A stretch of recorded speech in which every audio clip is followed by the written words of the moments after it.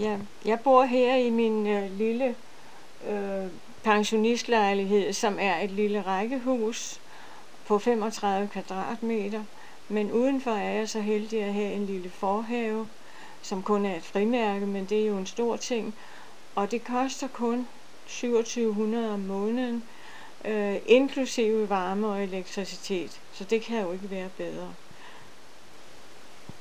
Som man kan se, så har jeg også et lille køkken, og det er nu slet ikke så lille, for der er alt, hvad jeg skal bruge. Der er også en opvaskemaskine, og jeg laver selv min mad, fordi jeg har sukkersyge, så det er meget vigtigt for mig, at der er et godt komfur med ovnen og så videre. Som I kan se, så har jeg i mange år samlet på glas, og nu har jeg fået stillet dem op, som jeg selv synes er godt, og dem, der bor herude omkring, de synes også, det er meget spændende med det vindue. Jeg ved ikke, om I kan se det, men det er genbrugsting. Det er ting, jeg har fundet billigt rundt omkring, og der er både vaser og skåle og mange forskellige ting, askebæger og så videre. Selvom her ikke er ret meget plads, så virker det alligevel, som om jeg har et slags soveværelse. Jeg har nemlig en alkove, som man kan se, og der har jeg sørget for, at jeg har gardiner, jeg kan trække for. Der findes 62 huse i den her bebyggelse af samme størrelse som mit lille rækkehus. De er fuldstændig ens alle sammen. Og beboerne lærer jo hinanden at kende, og så mødes vi af og til at snakke om haver.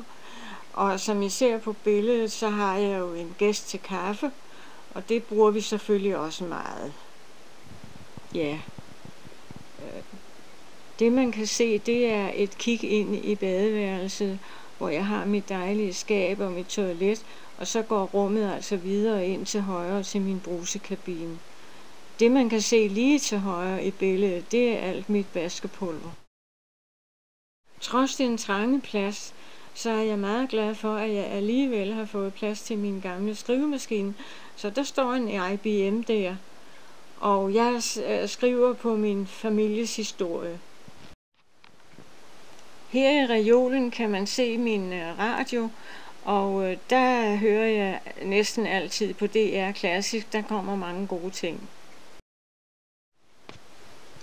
Her sidder jeg meget i min sofa, for herfra kan jeg se mit fjernsyn.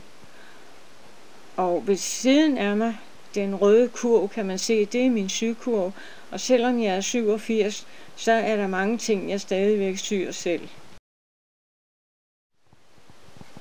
Det her er et billede af vores café, hvor vi kan hente mad, og de har åbent hver dag hele året rundt, også lørdag og søndag. Og hvis jeg har gæster, så kan jeg tage dem med derover, og vi kan også hente maden med hjem, og det benytter jeg mig tit af. Der kan vi se min lille bil, det er den nærmeste, der står der, og det er jeg jo meget heldig, at jeg som 87-årig stadigvæk får mit kørekort.